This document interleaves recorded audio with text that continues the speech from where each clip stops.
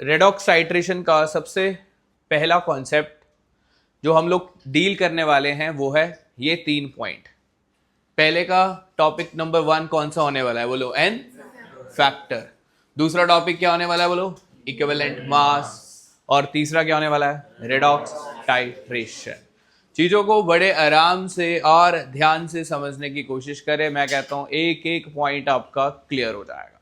चलिए स्टार्ट करते हैं पहले एन फैक्टर के ऊपर। अगर आप एन फैक्टर को देखना चाहते हो ये है क्या, तो आपको सबसे पहले शॉर्ट में इसके बारे में लिखना है। क्या लिखा हुआ है लिख लीजिए। टोटल नंबर ऑफ इलेक्ट्रॉन या तो लॉस्ट होंगे या गेन होंगे। टोटल नंबर ऑफ इलेक्ट्रॉन या तो लॉस्ट होंगे या गेन होंगे पर मोल ऑफ द सब्सटेंसेस। पर मोल ऑफ द सब्सटेंसेस। तो हम ऑक्सीडेशन नंबर में अगर चेक करते हैं तो आप देखो क्या है। टोटल ऑक्सीडेशन नंबर क्या बोला मैंने? या तो क्या होगा? इंक्रीज होगा या क्या होगा? डिक्रीज होगा पर mole of the substances. Clear है? कोई एग्जाम्पल क्या है? जैसे क्या लिखा मैंने? Fe+3। क्या लिखा है? Fe+3। अब Fe+3 से किस में जा रहा है? Fe+2 में जा रहा है। और 3 से 2 में जा रहा है तो क्या हो रही है? रिडक्शन। इसको बोलते हैं ये कोई रेडॉक्स रिएक्शन नहीं दी, उसने हाफ सेल रिएक्शन दी। क्या दी? हाफ सेल रिएक्शन दी। तो 3 से किस में जा रहा है? 2 में जा रहा है। तो कितने का चेंज आ रहा है? 1 का चेंज आ रहा है। इसके आगे मोल कितने हैं? 1 है। तो इसका एन फैक्टर कितना होना चाहिए? 1 होना चाहिए। तो आप चेक करोगे तो इसका एन फैक्टर जो रहेगा वो क्या रहेगा? 1 रहेगा। सेकंड जो एग्जाम्पल है आपको इस तरह से दिया जाएगा कि पानी है, पानी किस में जा रहा है? ऑक्सीजन में जा रहा है। हमेशा एक चीज का टारगेट करना, मैं अभी एन फैक्टर के ऊपर ही काम कर रहा हूं। यहां पे ऑक्सीजन का एक एटम है, यहां पे ऑक्सीजन का क्या है? 2 एटम है। मेरे को एन फैक्टर अभी रिएक्टेंट की बात ही करूंगा मैं आपसे। तो मेरे को इसमें पर एटम का चेक करना है। किसका चेक करना है? पर एटम का। मेरे मैं बैलेंसिंग नहीं कर रहा। जब हम बैलेंसिंग करते थे हम यहाँ पे 2 था, हम यहाँ पे भी क्या कर देते थे? 2 कवर कर देते थे। अब हम लोग क्या कैलकुलेट कर रहे हैं? N factor. उसके लिए मेरे को कितने मोल के लिए काम करना है? 1 मोल ऑफ द सब्सटेंसेस के लिए काम करना है। तो इस पे -2 है, इस पे कितना है? 0 है। तो ओवरऑल -2 से 0 कितने का चेंज हो गया? 2 का चेंज हो गया। तो इसका एन फैक्टर कितना आना चाहिए? 2 आना चाहिए। फिर भी चेक कर लीजिए, मैंने सॉल्व कर लिया। ऑक्सीडेशन नंबर इंक्रीज हो रहा है 2, इसलिए जो एन फैक्टर रहेगा वो कितना रह रहा है? 2 रह रहा है। बहुत सिंपल सी बात है। सभी बच्चों को ऑक्सीडेशन नंबर निकालना आ रहा है। सिर्फ पर मोल की बात करो। पर मोल से टोटल कितना लॉस, टोटल कितना गेन, या टोटल ऑक्सीडेशन नंबर डिक्रीजेस या टोटल ऑक्सीडेशन नंबर इंक्रीजेस। चलिए और सारी एग्जांपल देखते हैं और चीजों को समझने की कोशिश करते हैं। ठीक है, अगले पे खुद दिमाग लगाओ। देखो यहां पे आयोडीन के पैरों में 2 हैं। मेरी बात को ध्यान से समझना। इसका मोल 1 है, 1 मोल में आयोडीन के 2 एटम है। ध्यान रख लो ये वाली चीज। इसके 1 मोल में आयोडीन के कितने हैं? 2 एटम है। तो मेरे को इसमें 2 आयोडीन का चेंज चेक करना पड़ेगा। सिर्फ रिएक्टेंट की बात कर रहा हूं। देखो इसके ऊपर चार्ज 0 हो जाएगा, इसके ऊपर चार्ज कितना है? -1 है। बट मेरे को यहाँ पे आयोडीन 2 है, तो मेरे को इसके विद रिस्पेक्ट में इसको क्या करना पड़ेगा? 2 बनाना पड़ेगा। क्या बनाना पड़ेगा? बच्चा कहता है सर इसमें 2 आयोडीन को क्यों चेक करोगे? क्योंकि इसके 1 मोल में आयोडीन के 2 एटम आ रहे हैं। तो इसका मतलब जो नंबर पैरों में आता है, जो नंबर किस में आता है? पैरों में आता है। हमें उतने नंबर ऑफ एटम का ऑक्सीडेशन नंबर चेंज कैलकुलेट करना होता है, क्योंकि उससे मोल के ऊपर कोई फर्क नहीं पड़ता है। तो इसके 1 मोल में आयोडीन के 2 एटम है। बात समझ आ गया?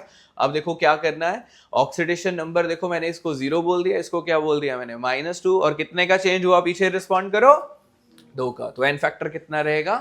2 रहेगा। तो पकड़ के चलें इसको। चलिए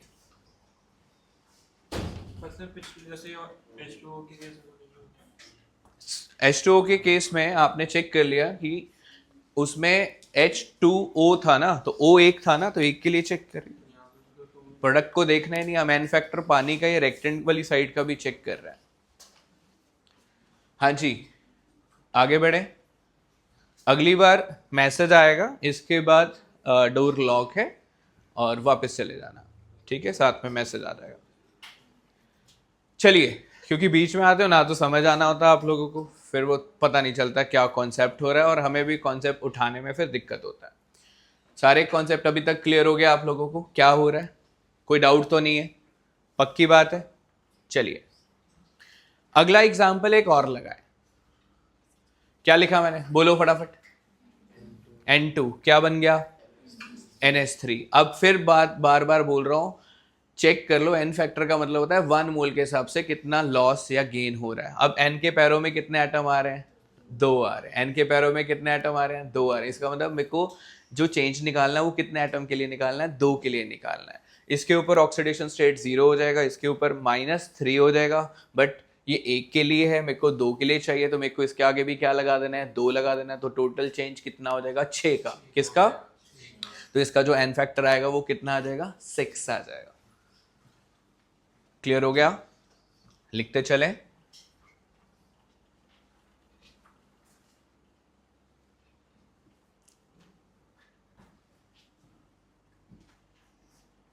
डन? ओके। अब देखो, एक खास बात बताने वाला हूं, इसको भी ध्यान से आप देख लीजिए। अब मैं इसी को रिवर्स कर देता हूं। अगर मैं इसको रिवर्स कर दूं, अगर आपसे अमोनिया का एन फैक्टर पूछूं, किसका पूछूं? अमोनिया का। अब इसके 1 मोल में नाइट्रोजन का 1 ही एटम है, तो मेरे को 2 नाइट्रोजन का चेक नहीं करना। मेरे को कितने नाइट्रोजन का चेक करना है? 1 ही नाइट्रोजन का चेक करना है। तो इसके ऊपर चार्ज कितना आ जाएगा? -3, और इसके ऊपर चार्ज कितना आ जाएगा? 0। तो चेंज कितने का आएगा? 3 का। तो इसका जो एन फैक्टर रहेगा वो कितना रहेगा? 3 रहेगा।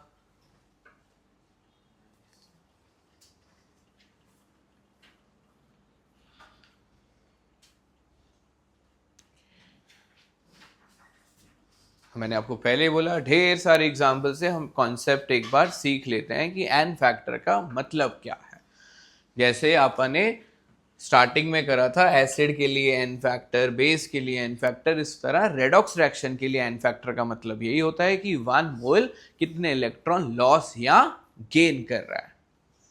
ठीक है? तो एन फैक्टर हम रेडॉक्स रिएक्शन में से ऑक्सीडेशन नंबर से भी निकाल सकते हैं, और ऑक्सीडेशन नंबर कितना बढ़ा उससे भी निकाल सकते हैं, ऑक्सीडेशन नंबर कितना घटा उससे भी निकाल सकते हैं। और you know very well, redox में जितने नंबर ऑफ ऑक्सीडेशन नंबर घटता है उतना ही टोटल ऑक्सीडेशन नंबर क्या होता है? बढ़ता है, जिसको हम इक्वल करके बाद में नंबर से मल्टीप्लाई करता है। तो हम किसी से भी निकालें, one in the same thing. Check करें n factor. This is very very very very very very important part. ये बच्चों को समझ नहीं आता है। पहले मैं इसका एक सब्जेक्टिव रूट में कॉन्सेप्ट डिलीवर कर देता हूं, सेकंड रूट में मैं इसका एक शॉर्टकट डिलीवर कर देता हूं। एन फैक्टर इन कौन सी रिएक्शन की चर्चा कर रहा है? पीछे रिस्पॉन्ड करें, कौन सी रिएक्शन है? Disproportionation reaction. कौन सी रिएक्शन? Disproportionation reaction. क्लियर? पीछे रिस्पॉन्ड करना है, तभी जुड़े रहोगे। डिसप्रपोर्शनेशन वैसे रिएक्शन कौन सी होती है? पीछे रिस्पॉन्ड करें, कौन कौन सी होती है? जो एलिमेंट, सेम एलिमेंट क्या होता है? ऑक्सीडाइज होता है, और क्या होता है? रिड्यूस होता है। पहले तो बेसिक कॉन्सेप्ट पकड़ते हैं। ये रिएक्शन आप लोगों ने पढ़ रखी है, इसको बैलेंसिंग करना भी सबने सीख रखा है। इसके ऊपर चार्ज कितना आता है बोलो? 0। इसके ऊपर चार्ज कितना आता है बोलो? -3। इसके ऊपर चार्ज कितना आता है बोलो? +1। तो हम पूरा, मैं एक बार इसका बैलेंसिंग रूट आपको दिखा देता हूं। तो हम इसको इस तरह से कवर अप करते हैं। कैसे कवर करते हैं? इसके ऊपर -3, इसके ऊपर क्या है? +1 है। अब देखो, एन फैक्टर निकालने के लिए कितना बड़ा वाला रूट यूज करना पड़ रहा है। उसके बाद मैं इसका सीधा ही शॉर्टकट बताने वाला हूं। ध्यान से समझो, ये 0 है, ये -3 है। फॉस्फोरस बोलो कितने? 1 है, 2 है या 4 है? तो 4 इसके विद रिस्पेक्ट में भी करने पड़ेंगे, 4 हमें इसके विद रिस्पेक्ट में भी करने पड़ेंगे। यहाँ पे -3 है, तो ऑक्सीडेशन नंबर कितना घटा? टोटल 12। कितना घटा? 12। इधर कितना बढ़ा? एक के लिए 1 का चेंज था, 4 के लिए कितने का चेंज हो जाएगा? 4 का चेंज हो जाएगा। ओके, फिर हमने कटिंग कर दिया, इधर 1 आ गया, इधर 3 आ गया। उसके बाद आप क्या करते हो? इसको 3 से मल्टीप्लाई करते हो, और इसको किससे करते हो? 1 से। तो इसको 1 से करा एक बार, और इसी को 3 से करा दूसरी बार। तो इस तरह से इसको कवर अप कर दिया। फिर लास्ट में एक बहुत अच्छा पॉइंट बताता हूं, इनको ऐड कर दो। इनको क्या कर दो? ऐड कर दो। कितना नंबर आ गया? 4p4 आया। मेरी बात को समझना, जैसे आपने इसको मल्टीप्लाई करा, आपको ये तो बात समझ आ गई कि टोटल चेंज कितने का कर रहा हूं मैं। यहाँ पे कितने का आ रहा था, 12 का। कितने का आ रहा था, 12 का। यहाँ पे कितने का आ रहा था, 4 का। मतलब इन शॉर्ट मैं इसको 12 का ही चेंज करा रहा था ना, किससे मल्टीप्लाई कर रहा था, 3 से। मतलब इस ओवरऑल डायरेक्शन में कितने का चेंज हो रहा था, ओवरऑल 12 का। दोबारा बोलो, कितने का चेंज हो रहा था, 12 का। बट कितने मोल के हिसाब से, 4 मोल के हिसाब से। कितने का चेंज हो रहा था, 12 का चेंज हो रहा था। तो 1 मोल के हिसाब से कितने का चेंज हो गया, 3 का। तो अगर 1 मोल के हिसाब से जो चेंज होता है उसी को हम लोग क्या बोलते हैं, एन फैक्टर। बट मैंने ये आपको कॉन्सेप्ट डिलीवर तो कर दिया, बट मैं ज्यादातर इसको यूज नहीं कराऊंगा, मैं इसको शॉर्टकट में यूज कराऊंगा। क्योंकि इसमें दिक्कत क्या आ रही है, आपको उसको पहले कंप्लीटली क्या करना पड़ रहा है, बैलेंस करना पड़ रहा है। तो इतना टाइम नहीं होगा या कुछ गड़बड़ होने के चांसेस हो सकते हैं। तो इसका शॉर्टकट देखते हैं। ये कॉन्सेप्ट समझ आ गया। देखो, अगर ये नंबर अलग अलग हैं, ऊपर 12 था, नीचे 4 था, अगर ये नंबर अलग अलग है, पहले मेरे को उसको बैलेंस करके टोटल ऑक्सीडेशन नंबर को क्या बनाना पड़ा, सेम बनाना पड़ा। किस टाइप की रिएक्शन में, डिसप्रपोर्शनेशन टाइप की रिएक्शंस में। बात समझ आ गया। अब आप चाहते हो कि सर अब तो दिवाली आ रही है, कोई नया नया शॉर्टकट बताओ। तो मैंने कहा थोड़े थोड़े पटाखे चला देते हैं। चला देते मैंने एक आधी स्लाइड बनाया, वैसे वैसे इतनी बनी, बस उसके बाद बनी नहीं। होए होए। फिर मैंने कहा यार नया फॉर्मूला आ रहा था यार, उसका स्वागत तो अच्छे ढंग से करना चाहिए। मेरे साथ बोलो, नया फॉर्मूला क्या है, बोलो 1/n। क्या है, किसके बराबर है, 1/n1 + 1/n2। मेमोरी में डालो कौन कौन फॉर्मूला है, 1/n। जैसे रेजिस्टेंस वाला फॉर्मूला नहीं करा आप लोगों ने, कौन सा वाला फॉर्मूला, रेजिस्टेंस वाला फॉर्मूला। वही सेम चीज हम लोग यहाँ पे यूज कर रहे हैं। तो चेक करें, 1/n = जैसे पैरेलल वाला रेजिस्टेंस का फॉर्मूला था, वही फॉर्मूला मैंने यहाँ पे एक इक्वेट कर दिया। 1/n = 1/n1 + 1/n2। n1 को क्या बोल सकते हो, कितना ऑक्सीडेशन नंबर घटा या बढ़ा, किसी एक को घटा वाला और एक को बड़ा वाला। ठीक है सर, ये फॉर्मूला कब अप्लाई करना है, जब आपको लगे ये फॉर्मूला सिर्फ और सिर्फ वैलिड है किस टाइप की रिएक्शंस के लिए, डिसप्रपोर्शन टाइप की रिएक्शन के लिए। किसी और के ऊपर ये फॉर्मूला ऑपरेट मत कर देना। और ये फॉर्मूला और कब लगना है, जब आपको लगे डिसप्रपोर्शनेशन में नंबर ऑफ ऑक्सीडेशन नंबर अभी फर्स्ट स्टेप में सेम नहीं आ रहे हैं, फर्स्ट स्टेप में सेम नहीं आ रहे हैं। खुद पे खुद सॉल्व करो, आंसर अपना अपना कॉपी पे निकालो। शॉर्टकट फॉर्मूला देखो लगता है या नहीं लगता है। पहले तो ये चेक करना है ये डिसप्रोपोर्शनेशन रिएक्शन है या नहीं है तो है। और उसके बाद इसका नंबर चेक करते हैं, ये 0 है, ये -1 है, ये कितना आ गया, +5 आ गया। तो 2 क्लोरीन के लिए इसको सेट करते हैं, 2 के लिए इसको सेट करते हैं। इसमें टोटल चेंज कितने का आ रहा है, आवाज नहीं आई, कितने का, नीचे टोटल चेंज कितने का आ रहा है। क्या ये चेंज सेम आ रहा है, नहीं आ रहा है। अगर चेंज सेम नहीं आ रहा है तो हम इसका n फैक्टर के लिए शॉर्टकट फॉर्मूला बोलो कौन सा अप्लाई करने वाले हैं, 1/n1 + 1/n2 = 1/n, है ना। तो 1/n क्यों, 2 और 10 का एलसीएम कितना हो गया, 10। ऐसे सॉल्व करा है, कुछ और करा, 10। और इसको सॉल्व करके आंसर देख लो कितना आ रहा है, 5/3। Very very very very simple question. आगे बढ़ते हैं, एक और क्वेश्चन आपके लिए। निकालोगे, ध्यान से देख लीजिए क्या हो रहा है। यहाँ पे ऑक्सीडेशन नंबर कितना आ रहा है, 2। और ये यहाँ पे ऑक्सीजन 2 थे तो इसलिए यहाँ पे ऑक्सीजन 2 है, ये तो सेट है। यहाँ पे ऑक्सीजन हमें 2 कवर करने पड़ेंगे। देखो यहाँ पे टोटल चार्ज कितना आ गया, बोलो मेरे साथ, -2। और यहाँ पे कितना हो गया, -4। जब चेंज करेंगे कितने का आ रहा है, 2 का। नीचे भी कितने का आ रहा है, 2 का। अगर सेम चेंज आ रहा है तो इसका एन फैक्टर भी कितना होगा, 2 होगा। समझ गए। अगर आपको लगे ऑक्सीडेशन नंबर चेंज हो रहा है तो शॉर्टकट फॉर्मूला अप्लाई कर दो, 1/n = 1/n1 + 1/n2। अगर आपको लग रहा है भाई दोनों में ऑक्सीडेशन नंबर क्या आ रहा है, सेम आ रहा है, तो एन फैक्टर आपका वही आ जाएगा। क्लियर हो गया, कोई दिक्कत तो नहीं है, पक्की बात है। जब चेंज आता है इन दोनों में तो वो फॉर्मूला ऑपरेट होता है। जब दोनों में चेंज क्या आ रहा है, सेम ही आ रहा है, तो वही उसका क्या है, एन फैक्टर है। इन दोनों में से एक को n1 लेना, एक को n2 लेना। इसमें लेना ही नहीं है क्योंकि दोनों में चेंज क्या आ रहा है, सेम आ रहा है, वही आपका क्या है, एन फैक्टर है। चले आगे, कॉन्सेप्ट क्लियर हो गया। दोबारा से एक बार हाईलाइट कर देता हूं, डिसप्रपोर्शनेशन रिएक्शंस में शॉर्टकट अगर आप फॉर्मूला अप्लाई करना चाह रहे हो, 1/n = किसके बराबर है, आंसर क्या आएगा, 1/n1 + 1/n2 = 1/n। और उसमें कितना ऑक्सीडेशन नंबर घटा और कितना ऑक्सीडेशन नंबर बढ़ा, वो एक शॉर्टकट है, तो उसको अप्लाई करके आपका एन फैक्टर ईजिली तरीके से निकल जाएगा। आगे बढ़े, चलिए नेक्स्ट लिखना चालू करें। क्या लिखा है? इक्विवेलेंट मास। लिखें, क्या लिखा है? इक्विवेलेंट मास।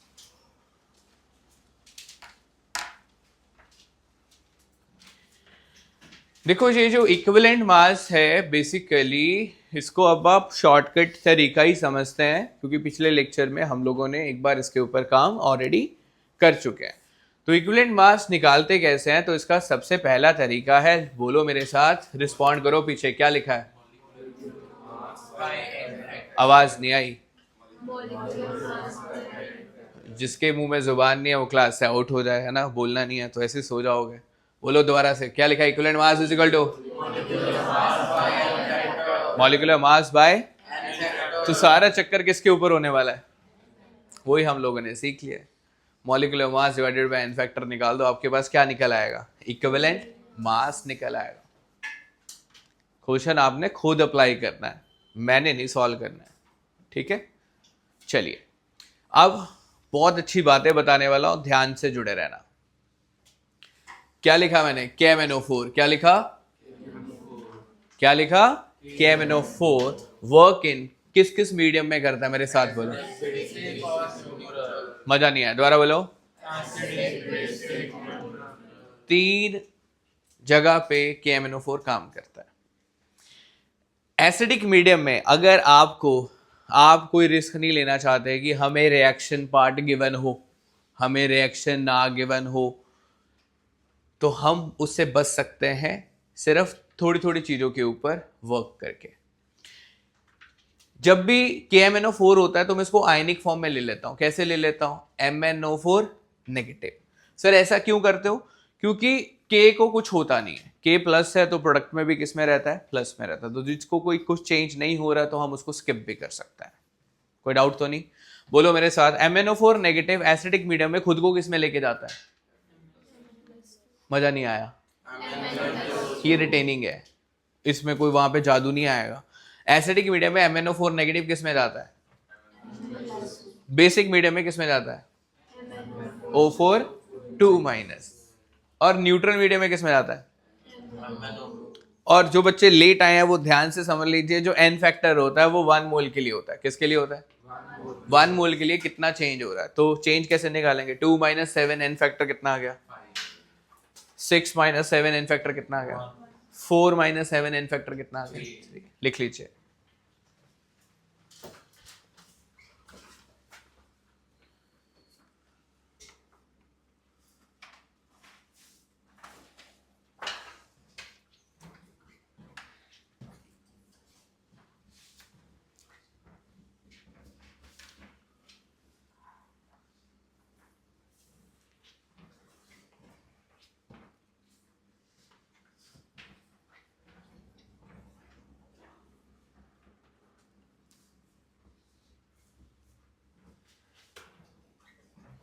लिख लिया? कॉन्सेप्ट समझ आ गया क्या है? KMnO4 किस किस मीडियम में काम करता है? मेरे साथ बोलो, रिपीट करो। 3 मीडियम में। कौन कौन सा? Acidic, basic, neutral. दोबारा बोलो, कौन कौन सा? Acidic, basic and neutral. Acidic medium में किस में जाता है बोलना? बेसिक में किस में जाता है? और न्यूट्रल में किस में जाता है? और चेंज दिख गया, एन फैक्टर आ गया। अगर आपका एन फैक्टर आ गया तो आप इसका इक्विवेलेंट मास निकाल सकते हो। इसके लिए एसिडिक में एन फैक्टर 5 था तो इक्विवेलेंट मास किसके बराबर आया था? Molecular mass divided bye 5, molecular mass divided bye 1, molecular mass divided bye 3। बात समझ आई है नहीं आई? लॉ फिर मॉलिक्यूलर मास ऑफ KMnO4 मैंने कितना मान लिया? m। और इक्विवेलेंट मास एसिडिक में कितना आ गया? 5। बेसिक में कितना आ गया? 1 डिवाइडेड बाय 1। न्यूट्रल में कितना आ गया? Divided by 3। बहुत कैंट चीजें बताने वाला हूं, स्किप मत करना।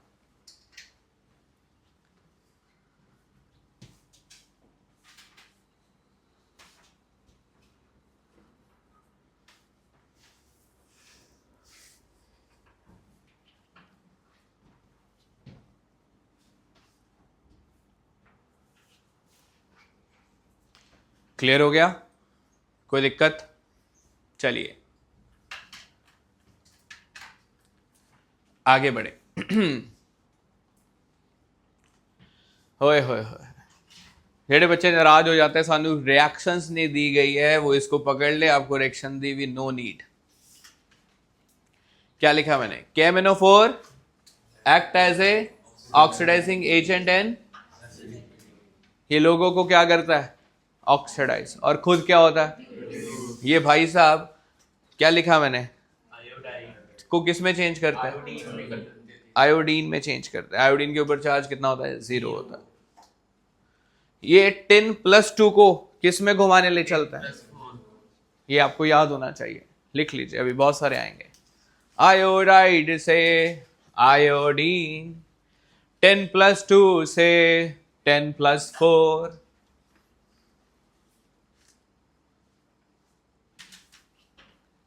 आयोडाइड से आयोडीन, 10+2 से 10+4। ठीक है, अगर किस्मत खराब हो तो रिएक्शन देते नहीं, कहता खुद बना, लो चक लो फट्टे। फिर सान तो पता नहीं है किसमें कौन चेंज करेगा, तो फिर लुट गए।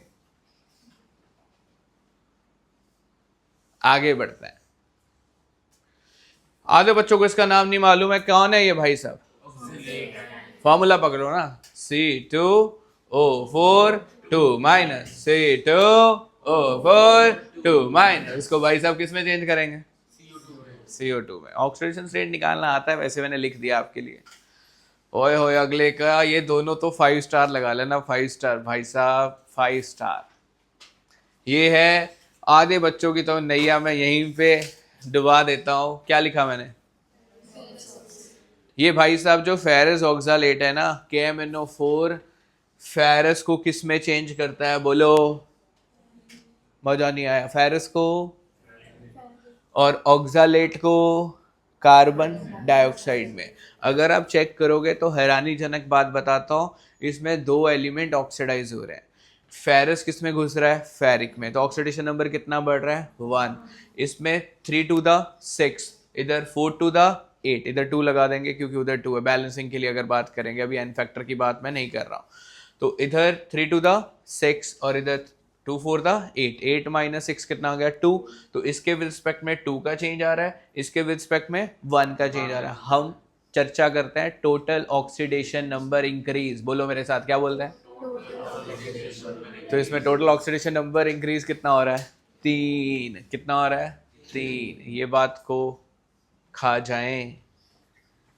Ferrous oxalate oxidation number total कितना इंक्रीज हो रहा है? 3। सर कैसे? फेरस वाला किस में गया?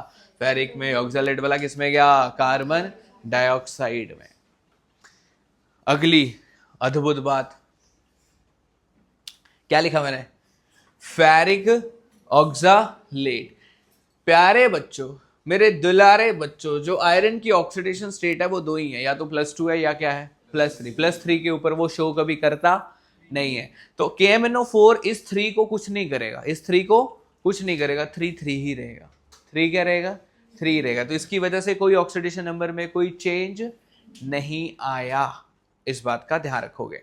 चेंज किसकी वजह से आएगा? ऑक्सालेट की वजह से। किसकी वजह से आएगा? ऑक्सालेट। तो यहाँ पे वही आ जाएगा, +3 कर दोगे और यहाँ पे क्या आ जाएगा? +4। मैं इसका क्वेश्चन भी दिखा देता हूँ आप लोगों को, बट ये ध्यान रखना, इसमें चेंज फेरिक की वजह से नहीं आ रहा। इसमें जो चेंज आएगा वो किसकी वजह से आएगा? ऑक्सालेट की वजह से आएगा। वो चेंज थोड़ा हटके हो सकता है क्योंकि कार्बन चेंज हो जाएंगे। इसमें टोटल कार्बन कितने हो जाएंगे? 6 हो जाएंगे। कितने हो जाएंगे?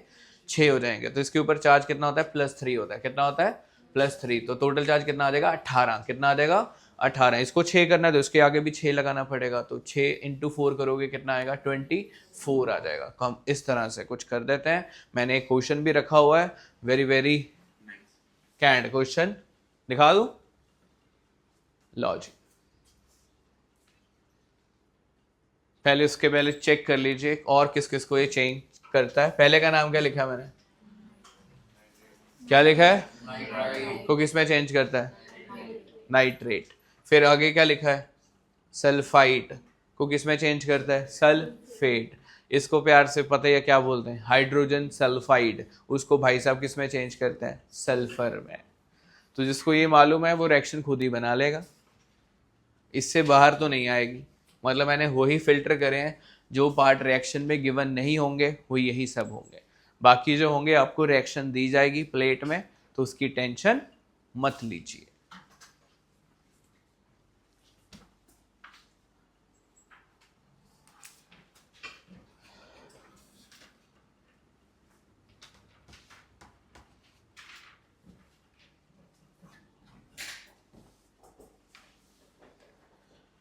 चले जी, दौड़े जी, चलिए जी। लो बच्चों, आपके लिए एक छोटा सा क्वेश्चन। उससे पहले एक और अच्छी सी बात, क्या लिखा है? मोहर सॉल्ट। अपने मधुर शब्दों से दोबारा नाम लो। मोहर, प्यार से इसको बोलते हैं फेरस अमोनियम सल्फेट। क्या बोलते हैं? लिख लेना, क्या बोलते हैं? Ferrous ammonium sulphate. दोबारा बोलो, क्या बोलते हैं?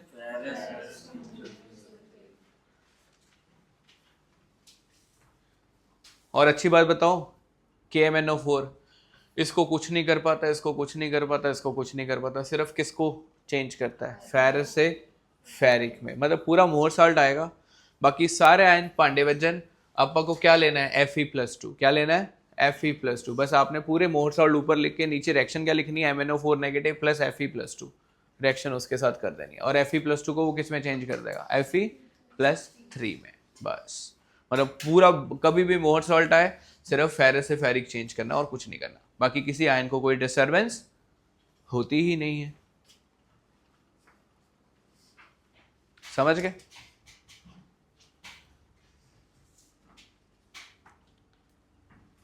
चले ओके। सुस्त होते हो सुबह सुबह, लोएस्ट स्टेट में न्यूक्लियस के पास ही होते हो, मिनिमम एनर्जी। पता है न्यूक्लियस के पास क्या होती है एनर्जी? सबसे ज्यादा मिनिमम होती है, ग्राउंड स्टेट। क्या बोलते हैं? और लाइमन सीरीज के नाम से जाने जाते हैं। कौन सी सीरीज में? चलो याद ना कराओ, कहता पुरानी याद है। ठीक है, चले आगे। मतलब चेक किया जाता है, 7 बजे बुलाते हो ऐसे होता है, ऐसे ऐसे करके बोल ही जाओ सर, मजा आ जाता है, अपने आप को सहारा देते हो उसका। 2 बार मतलब झपक लग जाती है। हाँ भी नहीं हम ठीक है तो, या गालियां गुलियां दूं 1-2, सेट हो जाएगा। चले ला ला ला ला ला, कहाँ पे थे? मधुर आवाज में बोलना, कौन सा सॉल्ट? ऐसे सामने बैठ के पढ़ाना ना जान लगती है पूरी की पूरी। ऐसे घूर घूर के देख रहे हो, मैसेज कर दिया 7 बजे, नींद खराब कर दी, एक ही दिन सोना होता था। सारे ऐसे ऐसे एरो बज रहे हैं मेरे को घूर घूर के, जैसे छोड़ रहे हैं पूरे। ऊपर से लेट आओ, गालियां निकालते हैं, सुबह सुबह मूड खराब कर देते हैं, पता नहीं दिन अच्छा जाएगा नहीं जाएगा, वगैरह वगैरह।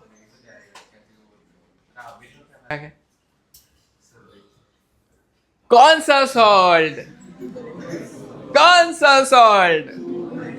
फेरस को किस में चेंज किया जाता है? आ जाओ यार, फॉर्म में पढ़ लो, थोड़ा सा पार्ट है, खुशी खुशी पढ़ लो। ओए होए ये तो एनडी कर गया। KMnO4 ऑक्सीडाइज इन कौन सा मीडियम? बेसिक मीडियम में। आपको मालूम है खुद किस में जाता है? खुद जाता है MnO4 2 नेगेटिव में। किस में जाता है? MnO4 2 negative. और भाई साहब आयोडाइड को किस में चेंज करता है? आयोडिक, लिख लीजिए, आयोडाइड को चेंज करता है किस में? आयोडिक एसिड में। आयोडाइड को चेंज करता है आयोडिक, और एसिडिक मीडियम में आयोडाइड को चेंज किया जाता था आयोडीन में। बेसिक मीडियम में आयोडाइड को चेंज किया जा रहा है आयोडिक एसिड में। चले दौड़े, चलिए।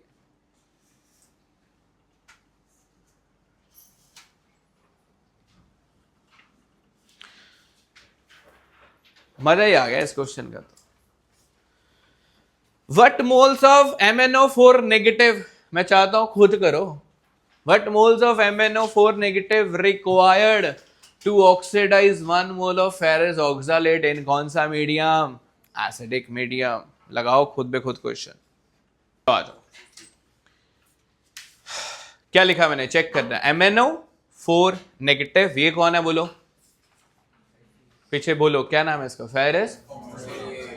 एसिडिक मीडियम में MnO4 भाई साहब किस में चेंज हो जाएंगे? Mn+2 में। किस में चेंज हो जाएंगे? Ferrous oxalate. फेरस किस में जाएगा? फेरिक में। ऑक्सालेट किस में जाएगा? कार्बन डाइऑक्साइड में। नया क्वेश्चन, सबसे बढ़िया बात ध्यान से देखना, 7 से 2 में कितने का चेंज हो रहा है? 5 का। कितने का? यहाँ पे बच्चों ने एक गड़बड़ करनी है। वो गड़बड़ क्या करते हैं, ये फेरस है, फेरस से किस में जा रहा है? फेरिक में। किस में जा रहा है? फेरिक में। यहां से 3 टू द कितना है? 6। इधर कितना है? 4 टू द 8। तो यहाँ पे ऑक्सीडेशन नंबर इंक्रीज हो रहा है कितना? 2। तो 2 इधर से इंक्रीज हो रहा है, 1 इधर से इंक्रीज हो रहा है। मेरे को चाहिए क्या होता है? टोटल ऑक्सीडेशन नंबर कितना बड़ा। ये क्वेश्चन सबसे फेवरेट है। तो टोटल ऑक्सीडेशन नंबर कितना आ गया? 3। इधर 3 आया और ऊपर कितना था? 5 वाले को किससे मल्टीप्लाई करूंगा? 3 से। 3 वाले को किससे करूंगा? 5 से। ये 5 से कर दिया, ये 3 से कर दिया, और इसको किससे कर दिया? 5 से। मेरे को पूरा बैलेंसिंग नहीं करना क्योंकि क्वेश्चन यहीं से खत्म हो जाएगा। अब उसने बोला व्हाट मोल्स ऑफ, मेरे को इसके मोल बताने हैं जो कि 1 मोल के साथ इसके साथ रैक करेंगे। तो आप यूनिटरी मेथड लगा दो। 5 मोल किसके साथ रैक कर रहे थे? 3 के साथ। तो 1 मोल किससे रैक करेगा? 3/5 के साथ। लिख लीजिए। Very very very very important part.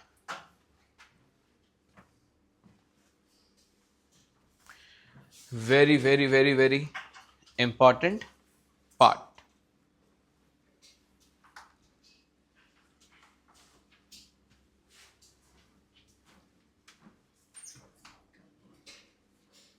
समझ गए? लिख लीजिए।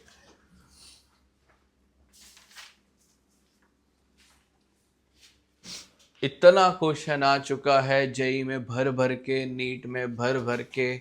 इस क्वेश्चन का एंड नहीं है। इतना क्लासी क्वेश्चन है क्योंकि बच्चा ये नहीं समझ पा रहा। अभी तक आप लोगों ने सिर्फ यही पढ़ा, एक ही एलिमेंट ऑक्सीडाइज हो रहा है। इसमें एक से ज्यादा एलिमेंट क्या हो रहे हैं?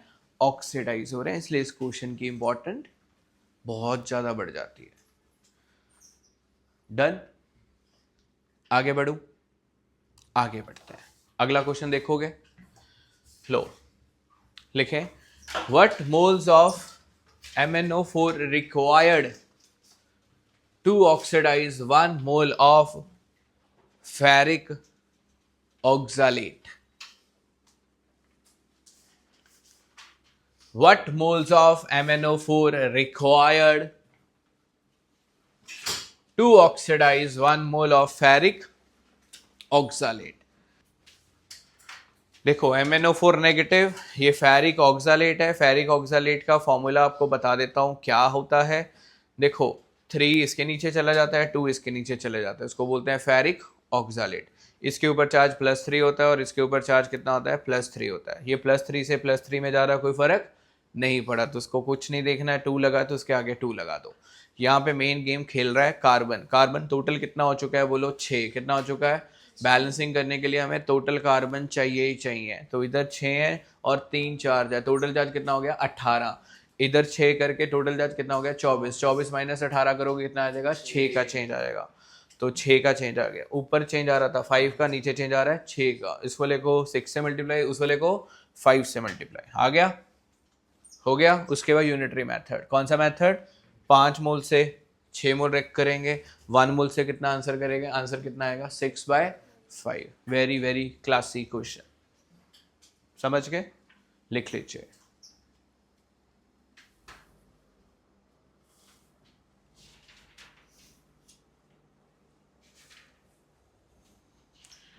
Very very very very classy question.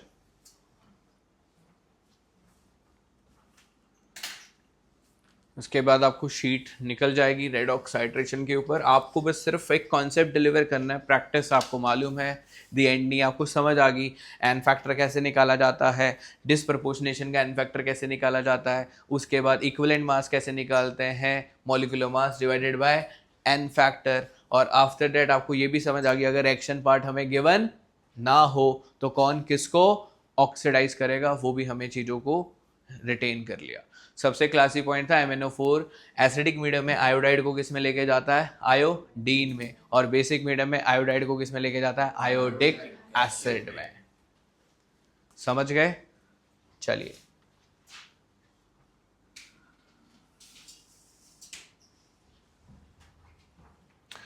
बहुत अच्छी सी बात।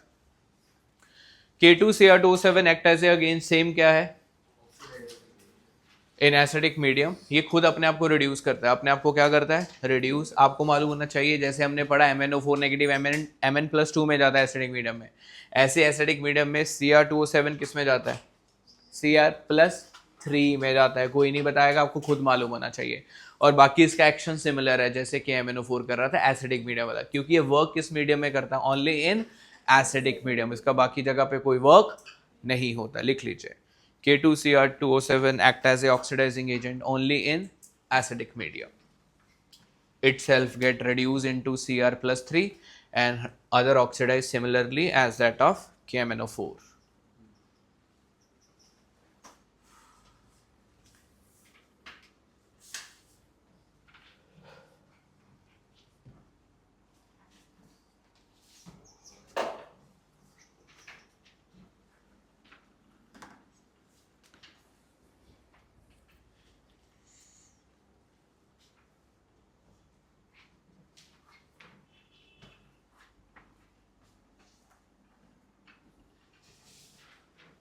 चले, दौड़े, भागे, भगाओ सर।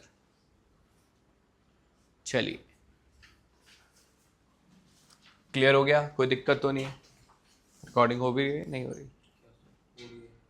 ठीक है।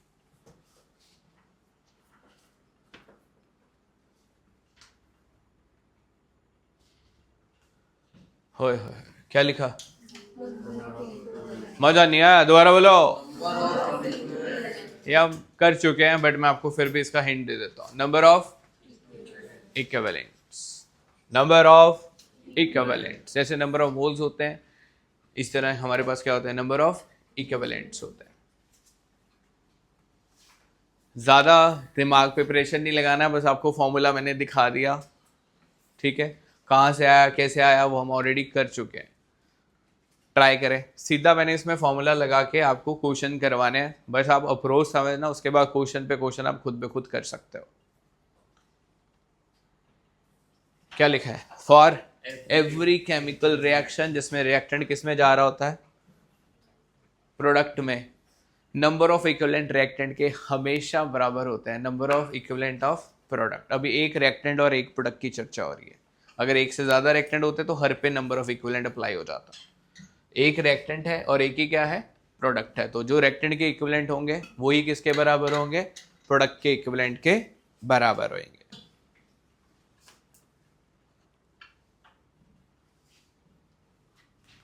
बस आप मैसेज समझ लेना, उसके बाद सारे क्वेश्चन ऐसे ही सॉल्व हो जाएंगे। आप खुद बोलोगे सर मजा ही आ रहा है, क्योंकि कुछ है ही नहीं है। बेस एन फैक्टर था, वो मैंने आपको हेल्प कर दिया। अब बेस ये है, इसको देख लीजिए अप्लाई कैसे करना है। चलो लो, नंबर ऑफ इक्विवेलेंट निकालने के दो फॉर्मूले हैं। आप क्वेश्चन से पूछोगे कि मेरे को निकालना क्या है, मेरे को नॉर्मेलिटी निकालनी है तो ये वाला फॉर्मूला लगाओगे, मेरे को वेट निकालना है तो मेरे को वेट वाला फॉर्मूला लगाओगे। नंबर ऑफ इक्विवेलेंट का पहला फॉर्मूला बोलो क्या है, बोलो नॉर्मेलिटी इनटू वॉल्यूम। वॉल्यूम किस में होना चाहिए, लीटर में होना चाहिए। अगर आपके पास ml में आ, you should first convert into litre, क्योंकि मैं आपको वो थोड़ा दिक्कत क्रिएट नहीं करना चाह रहा हूँ कि आप नंबर ऑफ मिली इक्विवेलेंट के अंदर घुस जाओ, मैं इक्विवेलेंट के ऊपर ही काम कराना चाह रहा हूँ। तो n इंटू वी किस में होना चाहिए, लीटर में होना चाहिए। दूसरा, नंबर ऑफ इक्विवेलेंट मास से अगर निकालने हो तो कैसे निकाल सकते हो, वेट बटा इक्विवेलेंट। ये वेट मतलब जो क्वेश्चन में गिवन होगा, और नीचे कौन सा मास है, इक्विवेलेंट मास। इक्विवेलेंट मास आपको निकालना सिखा दिया, molecular mass divided by N factor into, साथ में क्या लगाया मैंने, 1000 लगाया। क्या लगाया, 1000। ये बात का ध्यान रखना, ठीक है। चलिए,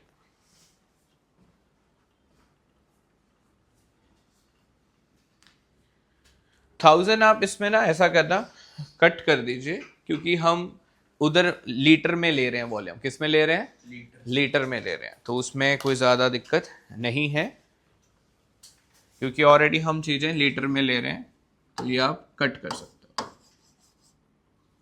गॉट इट, क्लियर हो गया। ये लिखना नहीं है, पहले क्या लिखना है, नंबर ऑफ इक्विवेलेंट का फॉर्मूला क्या हो गया, N into V, number of equivalent weight by equivalent mass. क्योंकि वॉल्यूम लीटर में ले रहा है, फिर इसकी जरूरत नहीं होती है।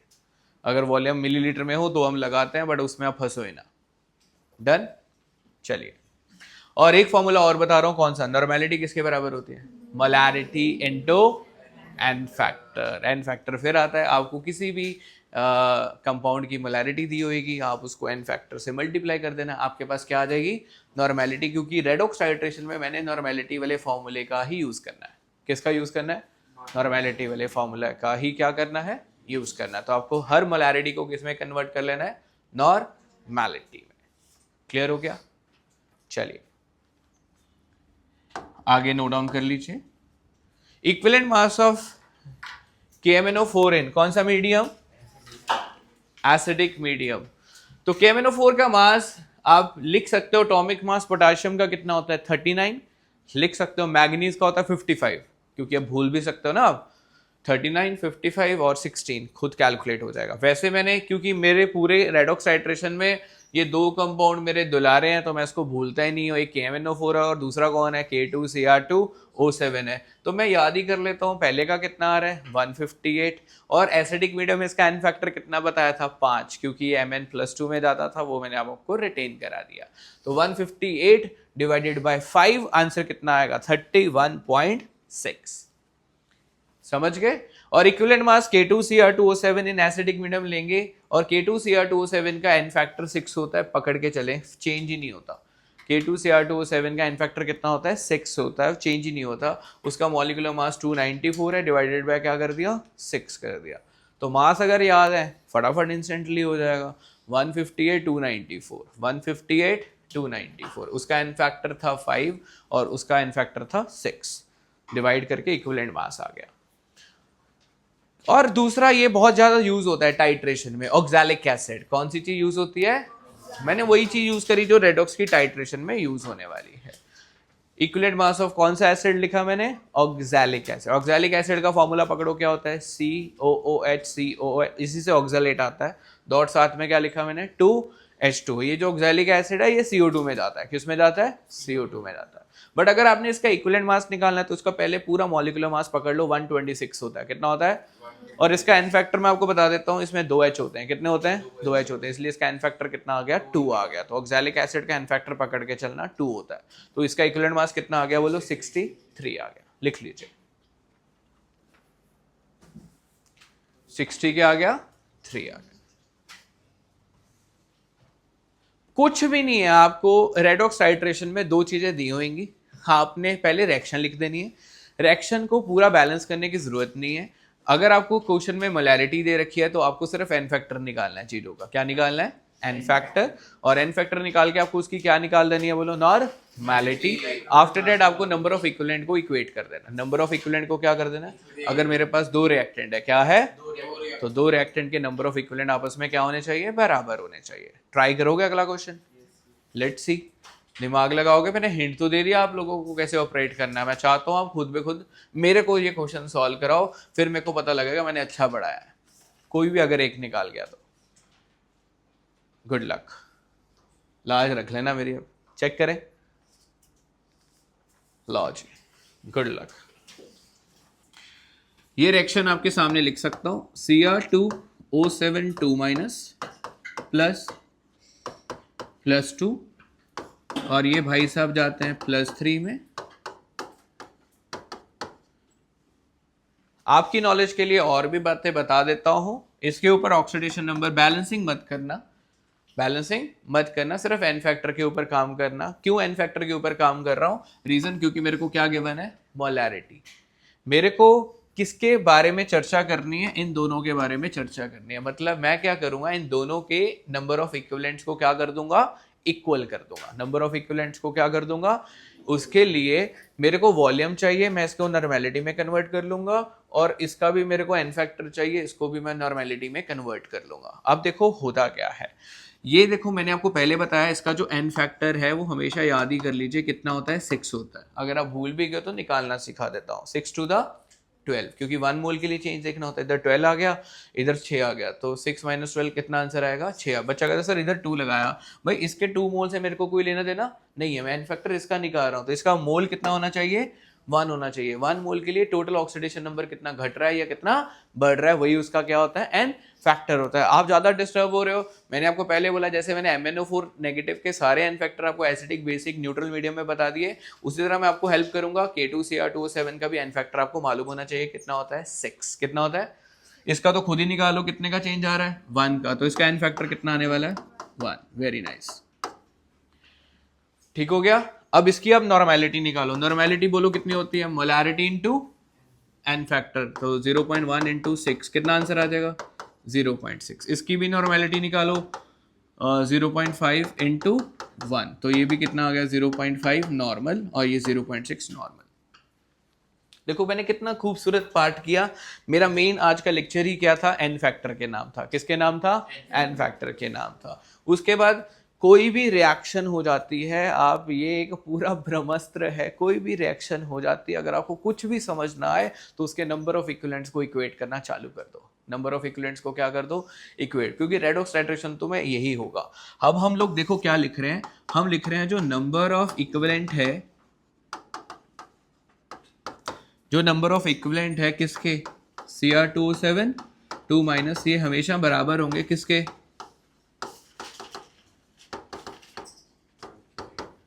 Fe+2 के। बताओ कोई दिक्कत तो नहीं है? अब मेरी बात को और समझो। नंबर ऑफ इक्विवेलेंट मैंने 2 फॉर्मूले पढ़ रखे हैं, नॉर्मेलिटी वॉल्यूम या मास बाय इक्विवेलेंट मास। क्या मेरे को क्वेश्चन में मास की चर्चा करी जा रही है? नहीं करी जा रही, तो इसका मतलब मैं कौन सा वाला फॉर्मूला लगाऊंगा? नॉर्मेलिटी वाला।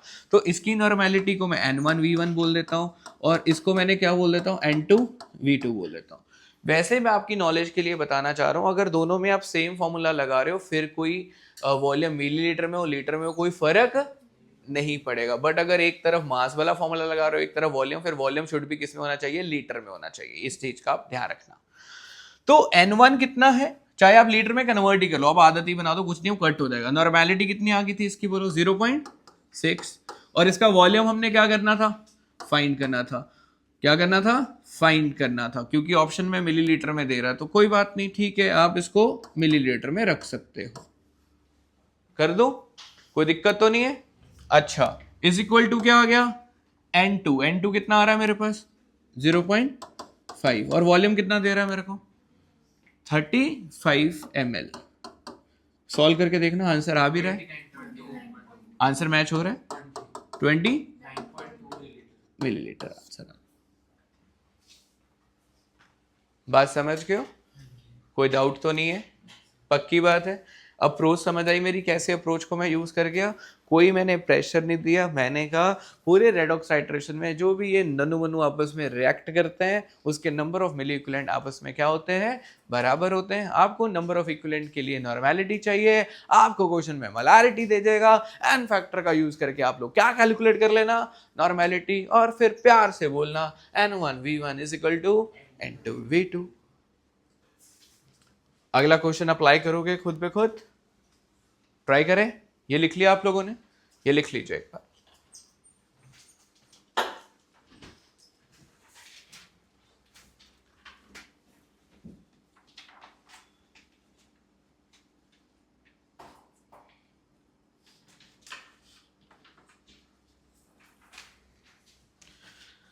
समझ आयो रे या नहीं आयो रे? आयो रे?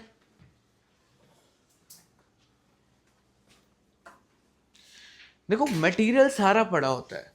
मेरे को भी, मैं भी आपकी तरह मैं भी कल रात को 3 बजे सोया, सारा बना के। मेरे को क्या, कंटेंट तो सारा पड़ा होता है, बट मैं वो क्वेश्चन सामने रखता हूँ कि सीधा शूट करे, सीधा क्या करे, शूट करे। वो चीज आपको मालूम होनी चाहिए इसको कैसे पकड़ना है, ठीक है। अब मैं एक क्वेश्चन और आपके सामने रख रहा हूं, बहुत प्यारा क्वेश्चन है, ये क्वेश्चन आप खुद ब खुद अप्लाई करना, ठीक है। चलिए लिख लिया ना ये,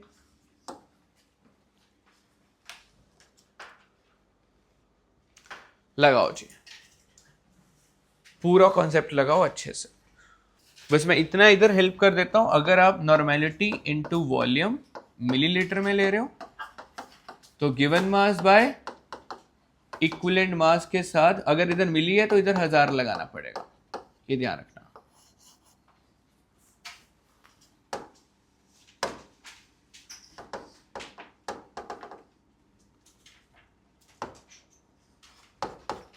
ये चीज का ध्यान रखना, ये आप नोट डाउन कर सकते हो।